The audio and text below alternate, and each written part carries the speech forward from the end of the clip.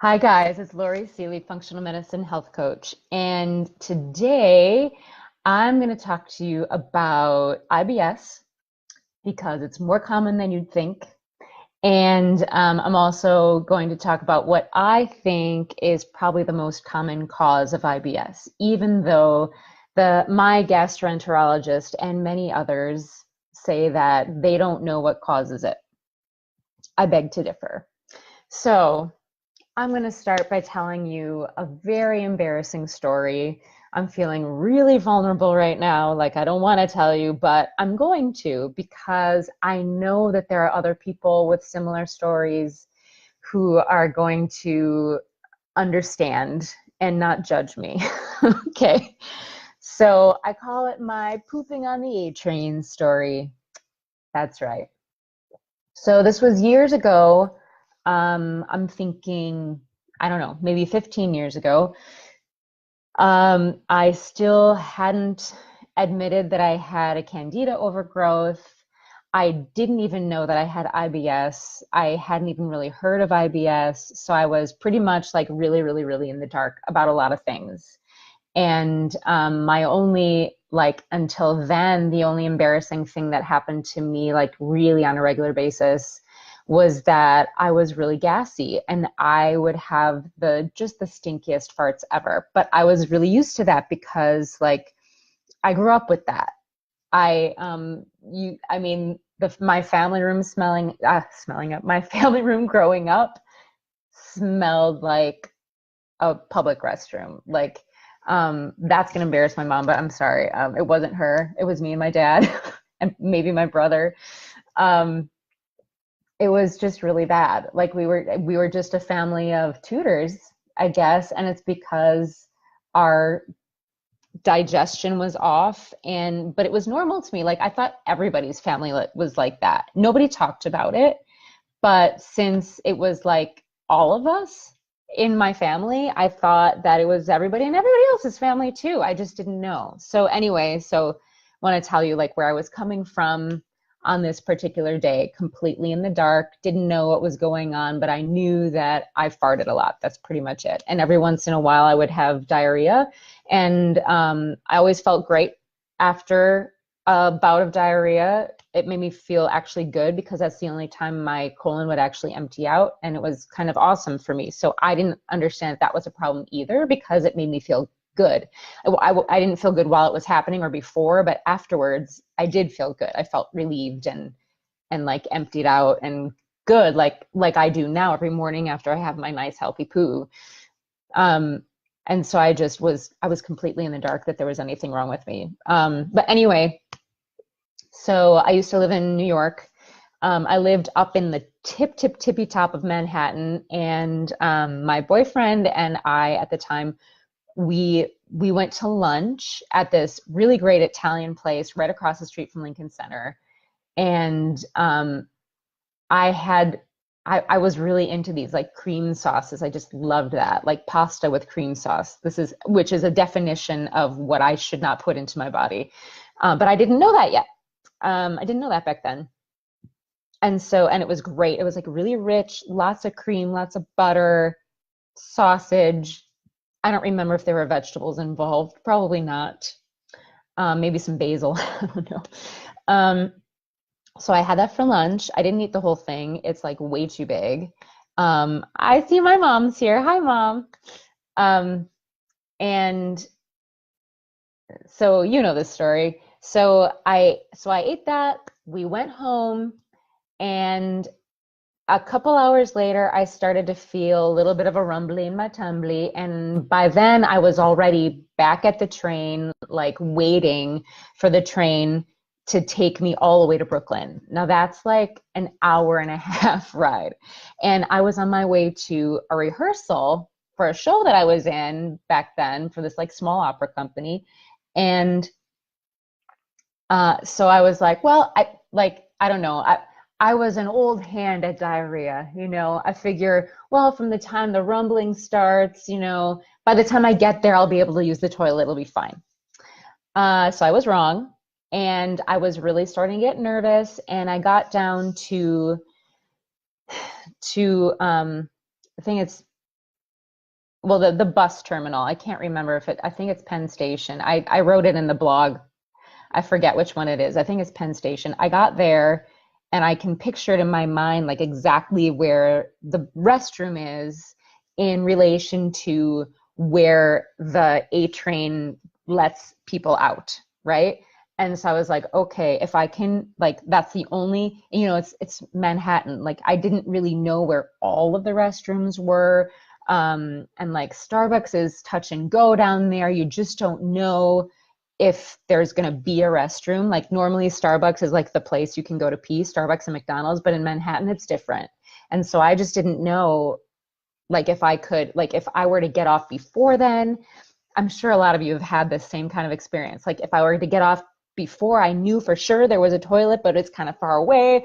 Because I was like on, I don't know, 80 something, and I got off at like 42nd Street to use the toilet. So, oh, that was rough. So I had to wait all the way till there, but I knew where the toilet was. And so I had waited probably longer than I should have, but I couldn't help it because, like I said, I didn't know where else I was going to be able to use a toilet. And I could get off the train, but then would there be a toilet, right?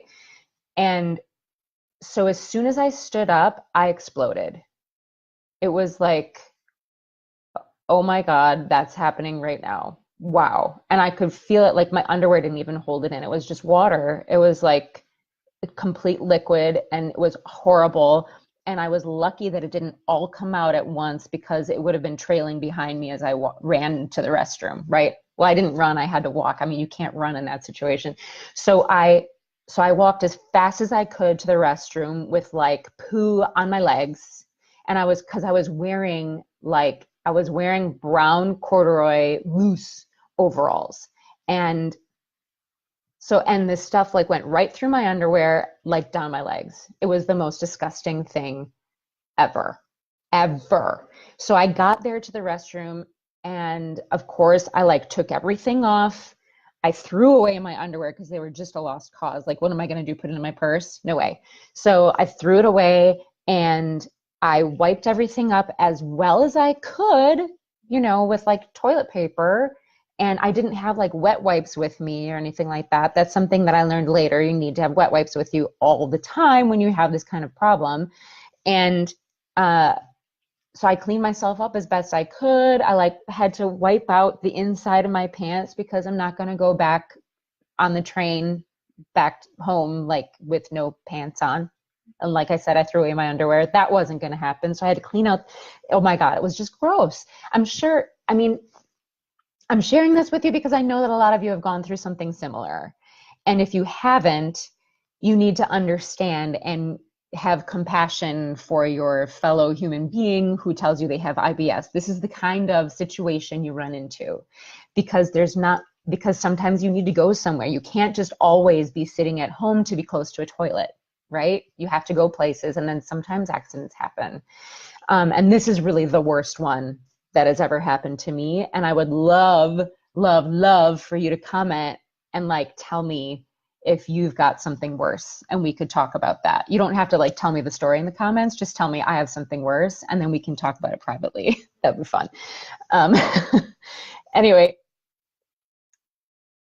so my boyfriend, like, he called the director of the show that I was supposed to be rehearsing and told him, "Oh, Lori's sick. She's not coming." He didn't tell him why, thank God. And I just went home. I went home, I took a shower, I washed my clothes, and I was fine after that. This is something that like a normal person with normal digestion would assume that they were like really, really sick or something. And I wasn't. As soon as that like food got out of my body, I mean, it kind of, I'm sensitive to those things to this day. I still have a reaction to them. But at that point, it was just like really strong. But yeah, as soon as that food that was out of my body, like it took like 3 days, and then I was fine after that. And I still like, I didn't know what was going on. I still didn't realize this was like long before I realized that I had candida.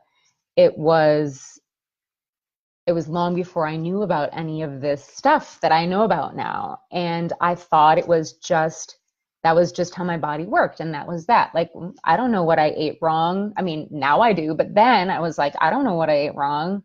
You know, what was a pile of carbs and heavy cream? I mean, that was not a good idea for me.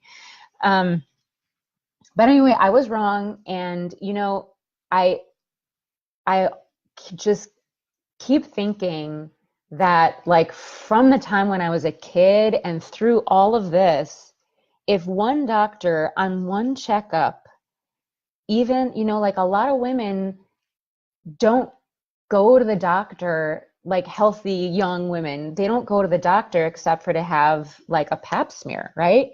So like even gynos should really be asking, what does your poop look like? They should be educated on this stuff and know that that matters and it's part of the whole body health, and they should be asking those questions. Not one doctor asked me what my poop looked like.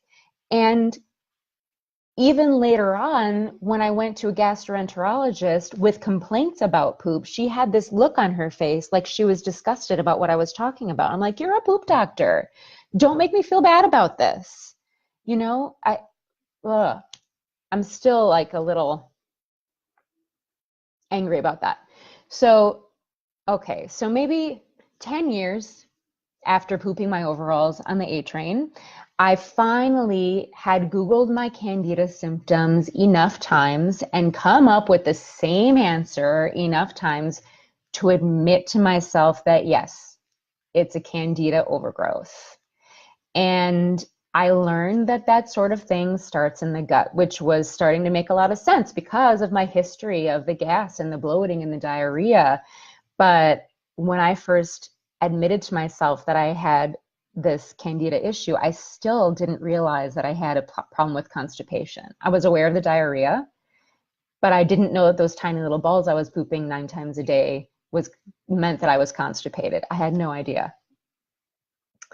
And then, so then I started to get to look for answers for how to repair my gut and to get rid of my Candida overgrowth. I was kind of worried. So I was, I had started with the anti-Candida diet, and I've found myself a health coach, and I was on her protocol to kill Candida, and I was doing pretty well. But then sometimes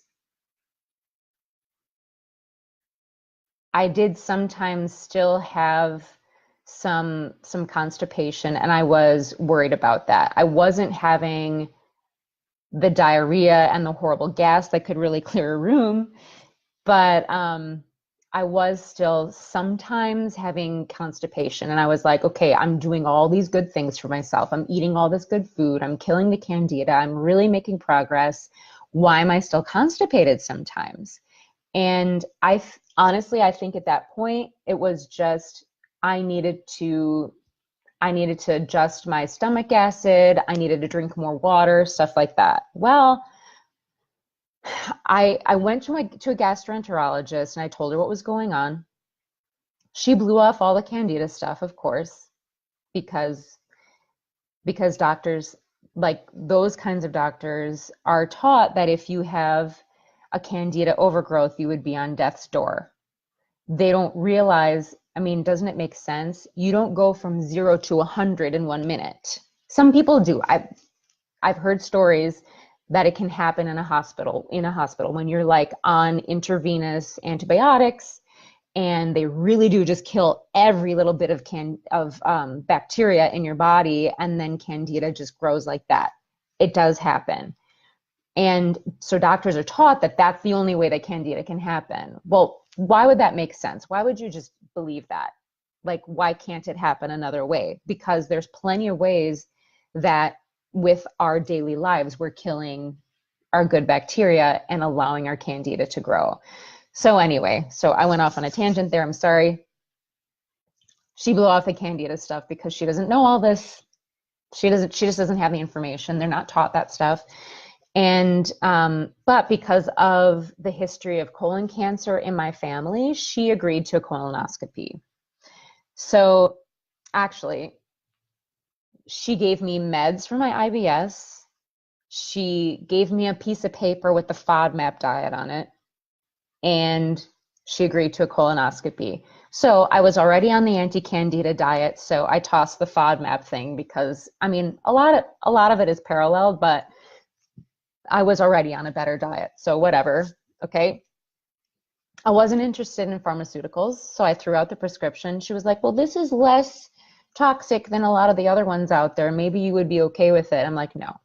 I don't I don't need a prescription. I need to figure this out because I know that it's food. I know that I know that it's food. It's like something going on with my body and interacting with the food that I'm eating that's causing me to be in this situation because I had already seen the huge change that happened in my body once I started the anti-candida diet. I saw that I was farting so much less and pooping so much better and really like just feeling so much healthier. And really all I changed was the food. And yes, I was taking some supplements to kill the candida, but still the biggest change that I made was food. I knew that it was food. I didn't want her prescription. No. So I threw that away. And then for the colonoscopy, of course, she gave me this big jug of poison to drink that would give me diarrhea and clear out my colon, right? Well, I dutifully thanked her for it and took it with me and threw it away. And instead, I did colon hydrotherapy in prep for a colonoscopy, which is something that's available out there. You do not have to take the poison drink to clear out your colon. You can go to a registered colon hydrotherapist, and they know what to do and how to do it to prep you for a colonoscopy. And I did that, and I have to say that I've heard horrible horror stories about prepping for a colonoscopy, and that is just not the experience that I had. I mean, colon hydrotherapy isn't my favorite thing to do, but I did feel like awesome afterwards, and it was a colonoscopy prep like that was just so much easier. And I highly recommend it if it's something that you're interested in and you think is available in your area. I really liked it. So the colonoscopy came out clean, no cancer, thank you very much. But it didn't really tell me much other than that. And for the corker, my gastro doc told me, we don't know what causes IBS. We don't know what causes it. So she basically like sent me out the door. Okay, well, you don't have cancer. You don't have celiac disease. I don't know what to do for you. You have IBS. I'm pretty much like, you don't really have a problem. I don't care, you know? And I, of course, didn't tell her the story about pooping my pants on the A train, but yes, I did have a problem. So I'm going to give you a short list of what I know has a possibility of causing IBS.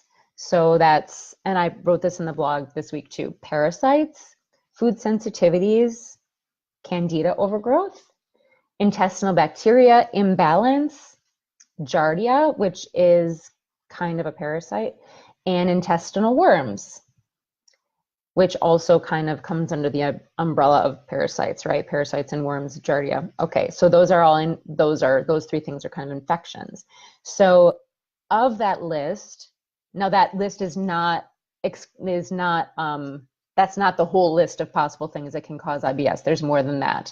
But of that list, the most common is probably intestinal bacteria imbalance, because I'm thinking that's probably the problem that I had since I was a young child, since I was born, probably, because I was born via cesarean section, and they didn't know back then what they know now. There weren't as many holistic doctors at that point. This was 1973, so there wasn't really like holistic medicine being practiced.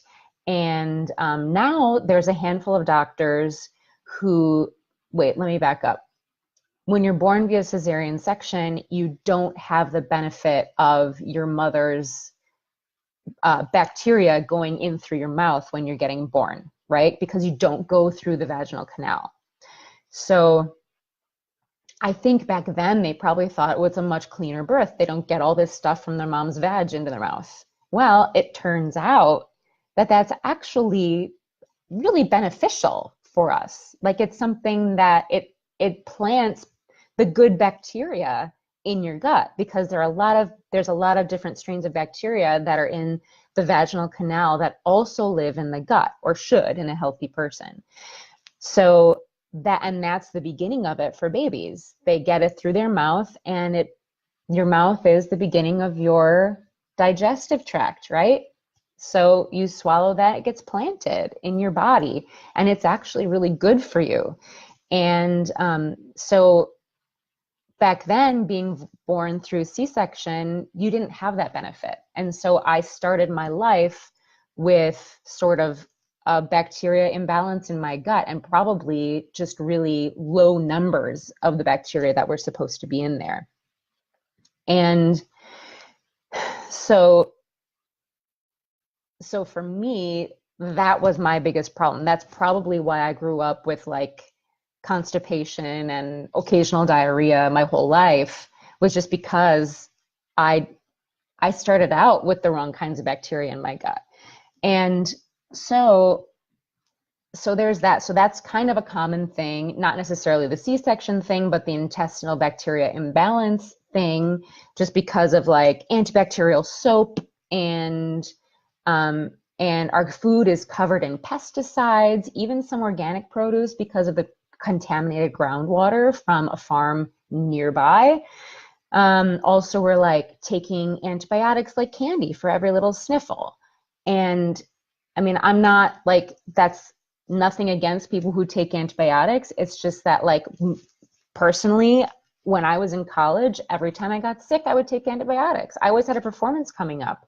And I was like, well, I can't have bronchitis now. I have a performance coming up. I need to be able to sing. So I would get on antibiotics really fast. And then my cold would still last 10 days, whether I was on the antibiotics or not, right? Because it's probably just a virus. The antibiotics are probably doing nothing for me other than killing my healthy bacteria, which was really bad for my immune system.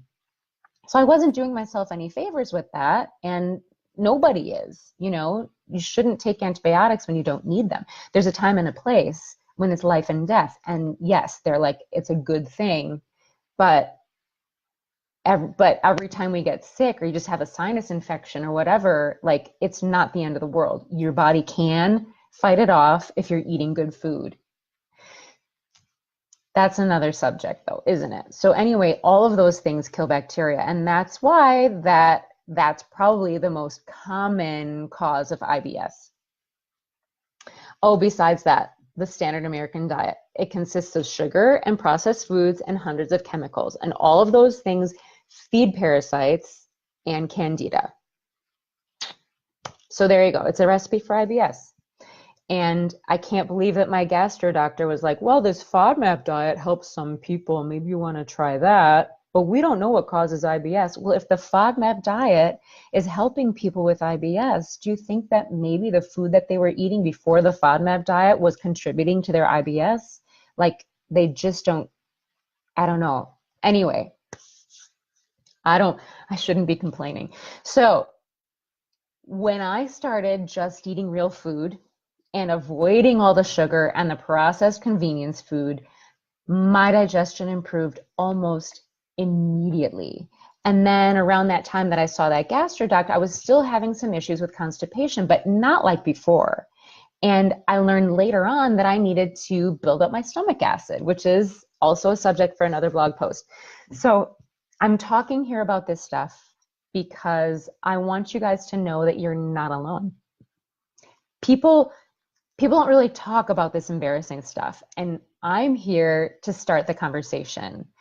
And I'm hoping that I'm not complaining too much, or that you find my complaining humorous, or that, I don't know, please comment about that because I don't want to go too far with that. But I want you to know my story so that you can understand that you're not the only one. There's other people. And if I'm one person talking about it, there's got to be so many other people who are not talking about it, who are going through the same thing. So I'm here to start the conversation. I have something exciting to tell you. I have a couple podcast interviews coming up. So I'll share where you can listen to them after we record them. And one of them is getting recorded next week, Tuesday, and the other one I'm not sure yet. And there's going to be more coming up after that. And so we're going to be talking about poop, and it's going to be really fun. And as always, a link to this week's blog post is in the notes. And this week's blog post recipe is cauliflower shepherd's pie. It's so delicious. You wouldn't know you're not eating the real thing. It's just amazing. You wouldn't know they're not mashed potatoes. And if you're feeling like you'd like to have a taste of what it's like to work with me one-on-one, I have like 2 spots open right now in my practice, and I would love to see if it's in the cards to work with you. So you can, if you feel like that's you, like I'm talking to you and you want to try it out, we can do a free 30-minute kill candida and repair your gut strategy session. And I have a link to my calendar in my notes for that too. Okay. So go ahead and click that link and just schedule your free session with me. We can see if we're a fit to work together. Okay. And I will see you next week.